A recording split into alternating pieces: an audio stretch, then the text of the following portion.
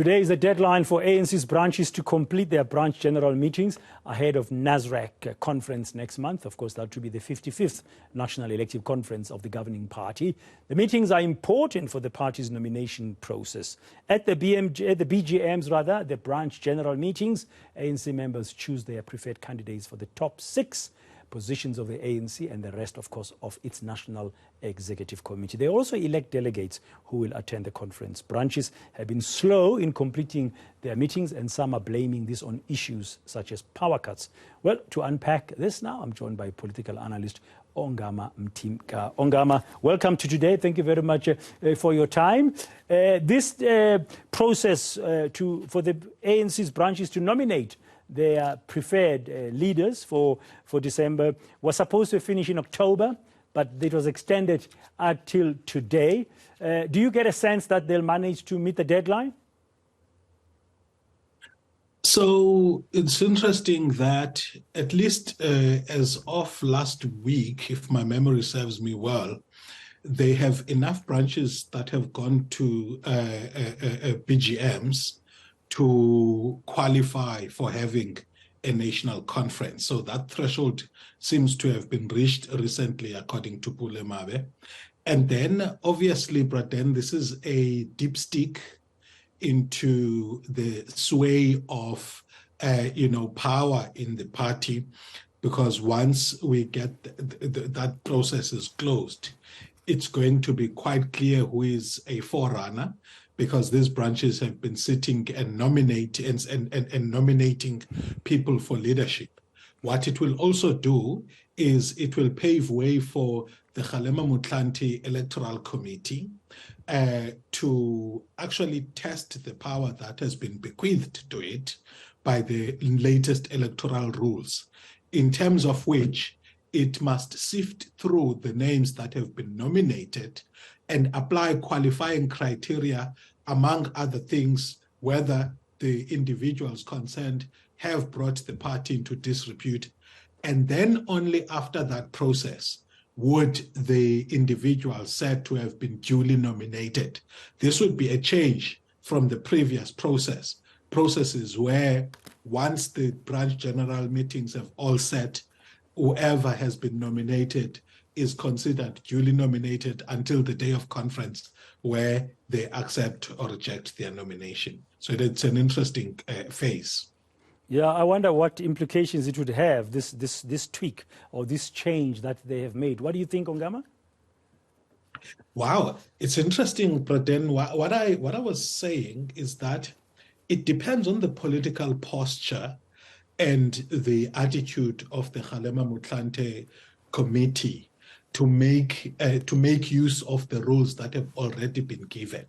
If you checked the rules, they sort of give a carte blanche mandate to the electoral committee to sift through the names and determine who is duly appointed. Now, what they did yesterday was what we would call in strategy as signaling, because they have posed the question to President Cyril Ramaphosa, to be open about Palapala. What are they going to do with digital vibes? It remains something to be seen. And I think that they will actually, evoke that to the relevant candidate, as well as any other acts of misconduct that these candidates can be said to have undertaken. Another process to watch, Braden, are responses that these candidates are going to give on the issue of how much money have they spent on their campaigns. Remember that is linked to disqualifying criteria. I expect that depending on Mutlante's appetite for drama, they may actually throw the process into a tailspin and on uncharted waters of having to deal with the popular will of the branches being mediated by a qualification structure, an important process in the institution making and remaking of the ANC, which helps the party to finally deal with this phenomenon of people who are known to have committed acts of misconduct continuing to lead the party, despite the fact that conference after conference, it makes resolutions around organizational renewal, which commit the party to renewing and leadership and bringing a cadreship of a special type that is above board and has no questionable integrity. So it's a very vital process. And my view is that there may be a tug of war between the Electoral Committee and the NEC, because remember that the NEC is still, a pro-Ramaphosa, pro-general reform. It's them who gave, much to their credit, it's them who gave the Electoral Committee carte blanche powers like they did. However, when those powers are used, will political imperatives trump the idea of renewal? That remains to be seen. Yeah, and this approach, Ongama, as we conclude very briefly, as I'm listening to you, do you think it might be a hindrance or an enabler or to dealing with the situation in two provinces in particular, the Free State and the Western Cape, where the ANC has not managed to hold any provincial elective conference? There, I think it's the collapse of the organizational machinery of the ANC. This process I've referred to so far doesn't necessarily affect those provinces. They still have to get to a stage where all the branches reach, the required threshold.